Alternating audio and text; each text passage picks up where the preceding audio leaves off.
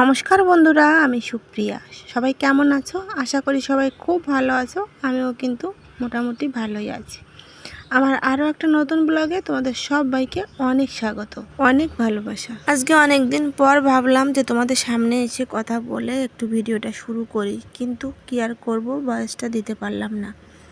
তারপর আবার real voice না দিয়ে পরে ভয়েস দিয়ে দিতে হলো। আর আমার এখনও দেখো ঘুম পাচ্ছে। তো যাই হোক, অনেকটাই বেলা হয়ে গেছে। আজকে কালী পুজোর পরের দিনের ভিডিও এটা। দেখো, এই যে প্রসাদ নিয়ে এসেছে। এই প্রসাদটা কিন্তু আমাদের বাড়ির মন্দিরের প্রসাদ, মানে আমাদের বাড়ির পুজো আর কি। আমি তো তোমাদের সঙ্গে কিছুই শেয়ার করতে পারলাম না। এই খিচুড়ি প্রসাদটা গতকাল রাতে যারা এসেছিলো সবাইকে খেতে দেওয়া হয়েছিল। আর সকালে প্রসাদ হয়েছে এইটা। এখন সবাই খেয়ে নিয়েছে, আমার জন্য রেখে দিয়েছে যেটুকু ছিল বাকি। কিন্তু আমি ওই মাথায় একটু দিয়েছি, প্রণাম করেছি, আমি খাইনি। আর এদিকে দেখো কাকিমার রান্নাবান্নাও কমপ্লিট হয়ে গেছে। এদিকে ভাত, আর এই যে চিংড়ি মাছ দিয়ে লাউ দিয়ে একটা তরকারি, আর রান্না করেছে চিকেন, লাল লাল করে চিকেনের ঝোল। আবার লাল দেখে ভেবো না, অনেক লঙ্কা দিয়েছে এটা। এই লঙ্কাতে কিন্তু একদমই ঝাল নেই, শুধু কালারের জন্যই দেওয়া, যেহেতু আমি এক পিস যাতে খেতে পারি। তো চলো, ঘুম থেকে উঠে আমি আজকে ফ্রেশ হয়ে নিয়ে আমার সকালবেলায় ওষুধ খাওয়া, তারপর একটা ডিম সিদ্ধ খেলাম। খাওয়া দাওয়া করে 30 মিনিট পর তারপর আমি এখন ভাত খেতে বসেছি। এই যে যেটুকু ভাত মানে তোমরা আমার থালাতে দেখছো, এটুকু ভাতই কিন্তু খাবো। আর কি শেয়ার করব, তেমন তো কোনো কাজ বাজ করছি না। আর জানো তো, গতকালকে কিন্তু আমি যে বাড়ির পুজো, তারপরেও কিন্তু আমি মন্দিরের সামনে একবারের জন্যও যেতে পারিনি মাকে প্রণাম করতে। যখন মাকে বাড়ি আনা হয়েছিল পুজোর আগের দিন, তখন একবার গিয়েছিলাম, প্রণাম করে এসেছিলাম। কিন্তু পূজার দিন আমার এতটা মাথা যন্ত্রণা, সকাল থেকে রাত পর্যন্ত, সারা রাত, তার জন্য আমি আর যেতে পারলাম না মন্দিরে। আর তারপরে আমার মনটাও কিন্তু একদমই ভালো ছিল না, একটু অশান্তির ভেতর দিয়ে যাচ্ছিলাম। কালী পুজোর দিনটাই আমার মনটা একদম ভীষণ খারাপ ছিল। যাই হোক, যেতে পারলাম না, কি আর করব। মা হয়তো চায় না আমি যাই, তাই যেতে পারিনি, মাকে দর্শন করতে পারিনি। তো যাই হোক, এখন খাওয়া দাওয়া করে নিই। আমি এই যে লাউ দিয়ে চিংড়ি মাছ দিয়ে তরকারি রান্না করেছিল, সেই তরকারি অল্প একটু নিয়েছি, আর 1 পিস বা 2 পিস চিকেন নেব, নিয়ে তারপর খাওয়া দাওয়া সেরে নেব। আর অপারেশন হয়েছে আমার, এই 11 দিন 12 দিন হয়ে গেছে।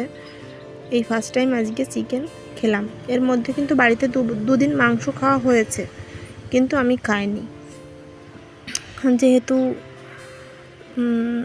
মানে সদ্য অপারেশন। তারপর অপারেশনটা যে জায়গায় হয়েছে, মানে আমার হজমের মেশিনটাই খারাপ হয়ে গেছে, ঠিক আছে। হজম যেটা দিয়ে হজম হবে সেইটাই আমার নেই। তাতে করে খাওয়া দাওয়াটা একটু কন্ট্রোলে করতে হবে। খেতে ইচ্ছে করলেই এখন আর সব কিছু খেতে পারবো না। তো যাই হোক, কোনো ব্যাপার না, সাবধানে চলতে হবে। আর খাওয়া দাওয়ার দিক থেকে আমার অতটা নেই যে খেতেই হবে, এমন কোনো ব্যাপার নেই। তো যাই হোক, আমি কিন্তু আজকে ঘরে বসেই ভয়েস দিচ্ছি। আর এখন প্রায় 11টার মতো বাজে। রাস্তা দিয়ে যাচ্ছে প্রচুর গাড়ি, প্লিজ তোমরা একটু ম্যানেজ করে নিও।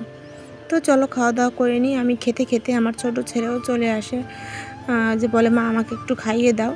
তারপর এই যে আবার একটু ভাত নিয়ে ওকে তারপর খাইয়ে দিলাম। আর 2 পিস মাংস নিয়েছিলাম, 1 পিস খেয়েছিলাম, আর 1 পিস রোহানকে দিয়েই খাইয়ে দিয়েছিলাম। ইচ্ছে করছিল না খেতে, ভয় পাচ্ছিলাম যে যদি খেয়ে তারপর আবার বমি টমি কিছু হয়, মানে হজমটা না হয়। তো যাই হোক, আস্তে আস্তে খেতে খেতে ঠিক হয়ে যাবে। আর একটু খারাপ লাগছিল যে কালী পূজার দিন, আজকের দিনটাই আমার মনের ভিতর অশান্তি চলছে, মনটা খারাপ। আর এই অশান্তিটা কিন্তু তোমার দাদাভাইয়ের সঙ্গেই হয়েছিল। আর আমরা কিন্তু খুব একটা গ্যাঞ্জাম করি না, খুব একটা অশান্তি করি না বললে ভুল হবে। এক জায়গায় থাকতে গেলে প্রত্যেকটা সংসারেই অশান্তি হয়, কিন্তু আমাদের অশান্তিটা একটু অন্যরকম। চুপচাপ থাকি, দেখা গেল 2 দিন 3 দিন একটানা কথা বলি না, সব ঠিকঠাক আছে, খাবার দাবার দিচ্ছি, সে খাচ্ছে, কিন্তু কথা বলি না। মানে আমি চাই যে আমার 2 ছেলের সামনে যাতে আমরা কখনো মানে মুখে মুখে তর্ক না করি, গ্যাঞ্জামটা না করি, চেঁচামেচি করে রাস্তার সাইডে বাড়ি। আমি সবসময় এটা বজায় রাখতে চাই। তাই হয়তো কথা বলি না। আর মানে অশান্তি করার পর প্রথম কিন্তু তোমাদের দাদাভাই আমার সঙ্গে আগে কথা বলে। আমি কিন্তু কখনো আগে কথা বলি না।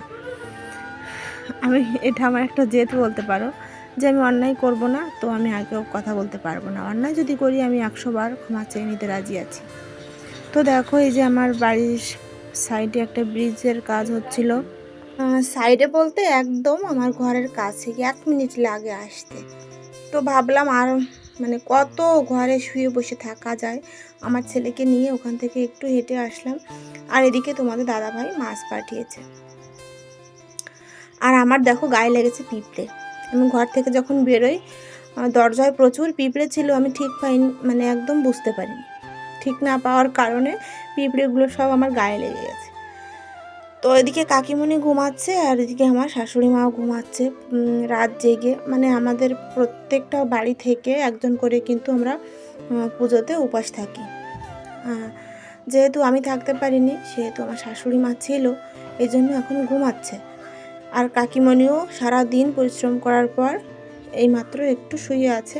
তো আমি ভাবলাম আর ডাকবো কী করতে, আমার তো এখন অনেকটাই সুস্থ, আমি আস্তে আস্তে বসে বসে দেখি মাছগুলো কাটতে পারি কি না। তো মাছগুলো অর্ধেকটা আমি কেটেছিলাম আর অর্ধেকটা কাকিমণি এসে কেটেছিল। মাছগুলো এখানে রেখে ভাবলাম জামা কাপড়গুলো তো শুকিয়ে গেছে আর এতটা রোদ, রঙটা নষ্ট হয়ে যাবে, তাই ভাবলাম তুলে আগে ঘরে রেখে দেই, তারপর মাছগুলো কাটতে বসবো। তো চলো তাহলে জামা কাপড়গুলো তুলি। আর হ্যাঁ, আর একটা কথা, আমি কিন্তু অন্য একটা বাড়ি গিয়ে আমি ভিডিও আপলোড দিচ্ছি। আমার বাড়িতে নেটের প্রচুর সমস্যা, তাই কারো ভিডিও দেখতে পাচ্ছি না। প্লিজ তোমরা একটু ম্যানেজ করে নিও, আমি সবার ভিডিও আবার 2-1 দিন পর থেকে দেখা শুরু করব। প্লিজ কেউ আমার উপর রাগ করো না।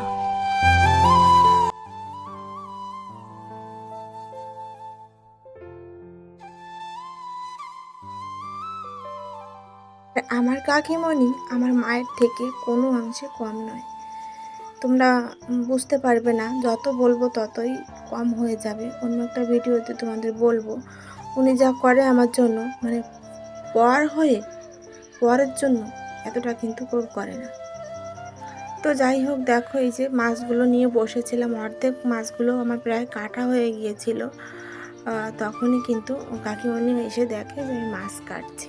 তারপর তো বকাবকি করে, তারপর আমাকে তুলে দিয়ে কাকিমণি এই মাছগুলো কাটে। আর জামা কাপড়, কিছুটা জামা কাপড় ভেজা ছিল, যেগুলো একটু পুরো আমার ছেলের জামা কাপড়গুলো, ওইগুলো ভেজা ছিল, সেগুলো বাইরে দেওয়া।